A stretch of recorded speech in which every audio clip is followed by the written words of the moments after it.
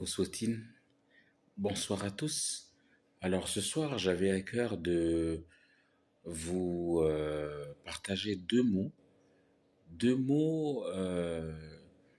qu'on rencontre souvent lorsque on passe dans le deuil. Ok, ce sont deux mots essentiels qu'on entend souvent lorsqu'il y a un deuil. Alors ces deux mots, il s'agit du mot unicum, donc en yaï, hein, unicum, qu'on dit aussi unicum dans la Bible. Si vous lisez la Bible en Yai, on dit plutôt unicum au lieu de dire unicum. Ok? Donc, unicum, et il y a aussi le mot décueillir. Donc, quand on fait un geste en Yai, en général, chez moi, hein, par exemple, à Wajila, à Ouvéa, en général, quand on vient visiter quelqu'un qui est touché par le deuil, nous avons deux gestes. Le premier geste, c'est unicum, et le deuxième geste, c'est décueillir. Unicum et décueillir. Alors, j'ai pris quelques notes très rapides, hein, simplement pour expliquer ces deux notions. Alors, unicum, ça veut dire humilité, ça veut dire s'abaisser. Ok? Donc, c'est un geste qu'on présente pour dire qu'on on n'est pas en terrain conquis. Donc, c'est comme lorsqu'on entre dans une case ronde, une case kanak, où en général la porte elle est très basse pour que nous puissions faire ce geste de s'abaisser parce qu'il y a des gens dans la case. Ok. Et dans la case, vous avez le poteau central qui représente le chef. Donc, j'ai pris quelques notes et je vais vous lire un peu les notes que j'ai prises. Donc, quand on fait un discours coutumier, on proclame haut et fort ce que nous sommes, les liens qui nous lient, qui nous unissent, la joie, la tristesse ou les souffrances du cœur. Ok. Donc souvent, vous entendez dans les coutumes, en général, ça commence vraiment tout doucement, on ne parle pas fort.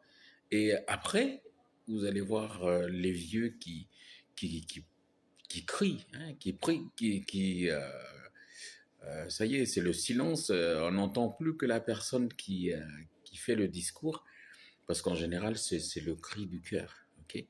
Donc, mais avant justement d'exprimer toute la pensée de notre cœur, on n'oublie pas de faire ce geste d'humilité qui montre que tu n'arrives donc pas en terre conquise et que tu respectes les gens qui sont dans la case dans laquelle tu entres ou sur la terre que tu foules.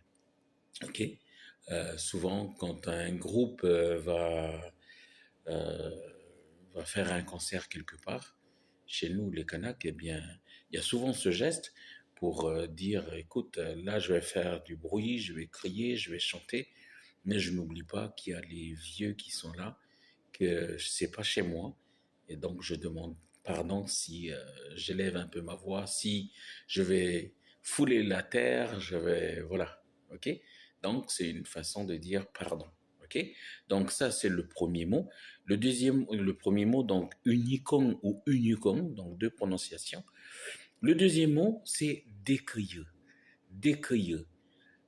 Décrieux ça veut dire larme, une larme ou plusieurs larmes, hein, des larmes, hein, ok. Quand on dit Kiata me décueillir, ça veut dire quelqu'un qui pleure, ok. Donc on parle surtout des larmes. Alors, décueillir, ça veut dire donc larmes et ça veut dire que tu compatis à la douleur de celui qui est touché par le deuil. Et, et en fait, donc c'est le deuxième geste. Le premier geste, c'est uniquement, c'est pour s'abaisser.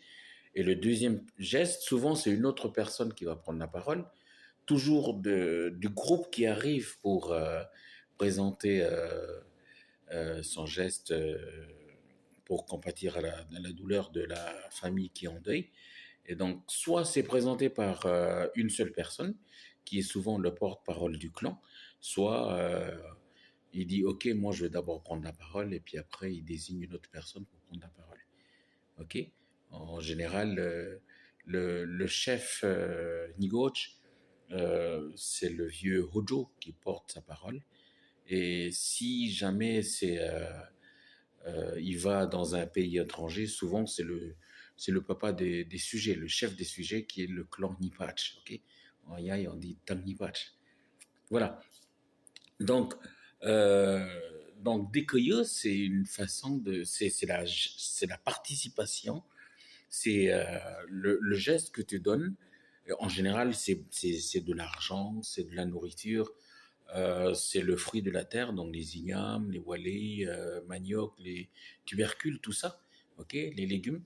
Donc, souvent, l'argent est plus conséquent dans ce geste-là parce que c'est pour participer. Vous voyez, quand on est en deuil, on accueille les familles, nos familles qui arrivent de loin et il faut leur donner à manger et voilà. Donc c'est pour ça que souvent les gens ils s'étonnent mais ils disent mais pourquoi il y a tant d'argent dans les coutumes? Mais en fait ça sert à ça. Il y a une famille qui arrive, on va nourrir cette famille. Après l'autre il va partir, une autre famille va arriver et souvent comme ça dure au moins 2, 3 jours, le temps que le corps il arrive de Nouméa ou une semaine parce que ça peut durer, eh bien voilà, cet argent-là va servir à subvenir aux besoins de la famille qui arrive pour compatir à la souffrance de la personne qui est en deuil. Ok. Donc, et en fait, ce geste-là, c'est l'occasion où tu dois rappeler, toi qui prends la parole, tu dois rappeler la nécessité de ta présence à cause des liens de sang ou des alliances de mariage ou bien d'amitié. C'est le moment de partager des paroles des vieux sages. Souvent, nous, à Wajila, c'est le petit, c'est le wakeyat, c'est le dernier qui prend la parole parce qu'on dit que c'est le vieux sage. Okay. Donc, c'est celui qui est souvent qui est éloquent, hein, qui a le mot facile, et c'est lui qui va porter la parole du clan pour demander pardon, et puis voilà, des paroles de sage, de consolation et tout. C'est l'occasion aussi, hein, pour les chrétiens de partager la parole de Dieu qui unit, qui fortifie, qui restaure et qui console les cœurs et les âmes. Donc voilà, j'ai profité un petit peu de ce moment, comme c'est le deuil de la famille Bolo à Lekin, comme c'est un petit papa de mon épouse qui est décédé, le frère Bolo, Victor, et où, voilà. Donc, comme ils sont en deuil et puis que ma petite famille à la maison va venir faire un petit geste demain, j'espère, hein, Dieu voulant, hein, c'est Dieu qui décide, eh bien, voilà.